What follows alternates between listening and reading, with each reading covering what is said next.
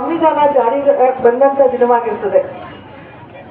1950 ಜನವರಿ 26ರಂದು ನಮ್ಮ ಸಂವಿಧಾನದ ಏನು ಮಹತ್ವಗಳಿದಾವೆ ಅದನ್ನೆಲ್ಲ ಜಾರಿ ಮಾಡಿದಂತ ದಿನವನ್ನ ನಾವು ಗಣರಾಜ್ಯೋತ್ಸವ ದಿನವಾಗಿ ಇಡೀ ಭಾರತದಾದ್ಯಂತ ಆಚರಿಸ್ತಾ ಇದ್ದೀವಿ.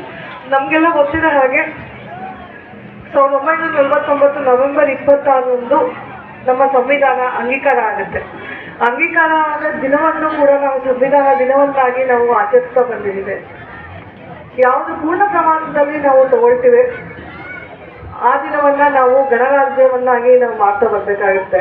ಪೂರ್ವ ಹಿನ್ನೆಲೆಗಳನ್ನ ನೋಡೋದಾದ್ರೆ, ನಾವು ಇತಿಹಾಸನೇ ನೋಡೋದಾದ್ರೆ ಸಾಕಷ್ಟು ನಾವು ತ್ಯಾಗ ಬಲಿದಾನಗಳನ್ನ ಪಡ್ಕೊಂಡು ನಾವು ಸ್ವಾತಂತ್ರ್ಯವನ್ನ 1947ರಲ್ಲಿ ಪಡಿತೇವೆ.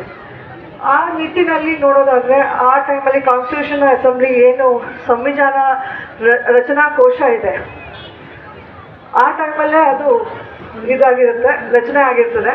ನಮ್ಮ ಸಂವಿಧಾನ ಶಿಲ್ಪಿ ಡಾಕ್ಟರ್ BR ಅಂಬೇಡ್ಕರ್ ಅವರು ನಾವು ಈ ದಿನ ನಿಜವಾಗ್ಲೂ ನೆನೆಸ್ಕೋಬೇಕಾದಂಥ ಒಂದು ದಿನವಾಗಿರ್ತದೆ. ನಮ್ಮ ಸಂವಿಧಾನ ಪಿತಾಮಹ ಅಂತಲೇ ನಾವು ಹೇಳ್ತಾ ಬರ್ತೀವಿ. ಯಾಕೆ ಅಂದರೆ ನಮ್ಮ ಸಂವಿಧಾನ ರಚಿಸಬೇಕಾದ್ರೆ ಅಷ್ಟು ಈಸಿ ಆಗಿರಲಿಲ್ಲ.